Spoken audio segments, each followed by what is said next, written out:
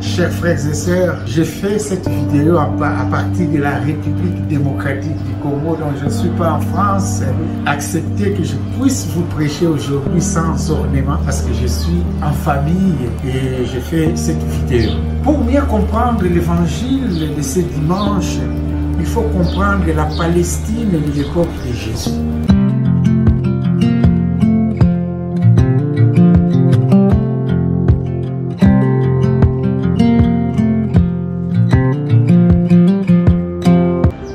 En effet, à l'époque de Jésus, la Palestine avait 3 provinces. Je cite ces provinces: la Galilée, la Samarie et la Judée.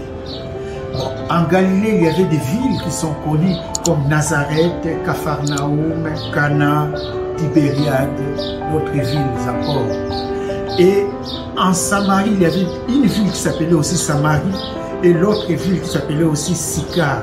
Sychar, d'ailleurs, on connaît ces villes-là, c'est la ville de la femme samaritaine, Jean 4. Et en Judée, il y avait des villes comme Jérusalem, Bethléem et Béthanie, la ville de Marie, Marthe et Lazare. Alors, Jésus, lui, était galiléen. Il venait de Galilée. Ça, il faut le retenir. Parce que Galilée était appelée Galilée des païens. Pourquoi Galilée des païens? Parce que c'est à partir de Galilée qu'est entré les envahisseurs pour détruire la Palestine. Il y avait toujours des envahisseurs qui entraient à partir de là. Et les Galiléens étaient toujours mélangés avec des sangs étrangers. Alors, si vous allez dans la Bible, vous allez remarquer qu'il n'y a eu aucun prophète qui est venu de la Galilée.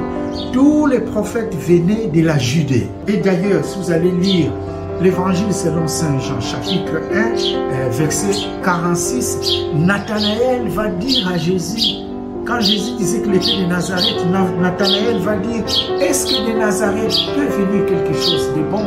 Parce que de Nazareth, qui est une ville de Galilée, ne viendra pas quelque chose de bon. Et l'évangile d'aujourd'hui peut nous faire comprendre pourquoi cela. Jésus va à Nazareth et chez lui, dans sa terre natale. Mais curieusement, il n'est pas accepté. D'où l'expression d'ailleurs qu'on utilise, nul n'est prophète chez lui. Jésus n'est pas accepté par son propre peuple. Et on dit qu'il était choqué même. Et il continue à prêcher dans d'autres villes aux alentours. Mais chez lui, il n'était pas accepté. Chers frères et sœurs, cette réalité, c'est aussi la réalité des enfants de Dieu que nous sommes.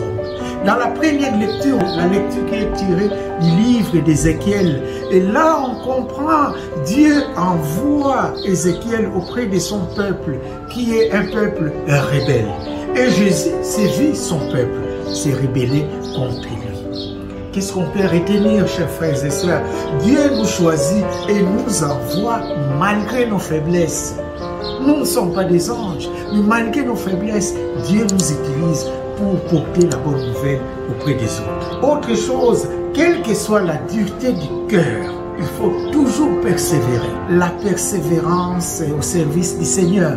Jésus est allé prêcher ailleurs, mais il était revenu encore chez son peuple pour prêcher. Et troisième chose qu'on peut retenir, ou une question peut se poser, sommes-nous mieux que les gens que nous évangélisons? Parce que parfois on se croit tellement meilleur que c'est à nous d'aller porter la bonne nouvelle aux autres. Mais parfois nous-mêmes aussi, nous devons faire cette expérience de la personne qui vit selon l'évangile pour que notre message soit audible auprès des autres. Nous allons prier que Jésus nous aide, que nous puissions persévérer dans notre vie, de porter la bonne nouvelle auprès des gens qui nous écoutent, mais aussi que nous, de notre part, nous puissions aussi témoigner de cette vie des enfants de Dieu, des enfants de lumière. Oui, c'est vrai, nul n'est prophète chez lui, mais on peut toujours, même chez nous, essayer avec la grâce du Saint-Esprit, porter la bonne nouvelle.